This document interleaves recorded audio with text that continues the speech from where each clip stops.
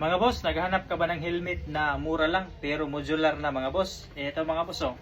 Ito yung pwede kong ma-recommend sa inyo mga boss, helmet ng AKA. So ang maganda nito mga boss no, modular na. Tapos double lens na siya mga boss. Meron na siyang lens dito.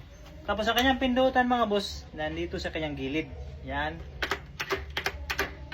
Tapos dito sa likod niya mga boss, meron siyang DOT certified. So meron na siyang ICC no, approved na to ng LTO. At sa likod mga boss, meron na siyang spoiler. Yan, napakatibay na kanyang spoiler mga boss.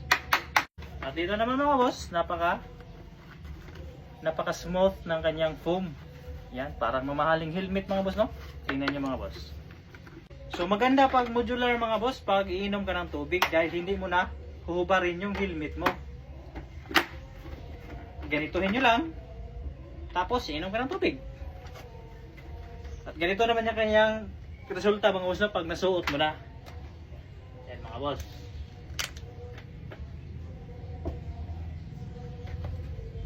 Di ba ang ganda mga boss? Pag mag-check out ka rito mga boss, magugulat ka sa kanyang presyo. Napakamura lang nito. Kung gusto ka nito bibili mga boss, pindutin mo lang yung buy now here sa baba.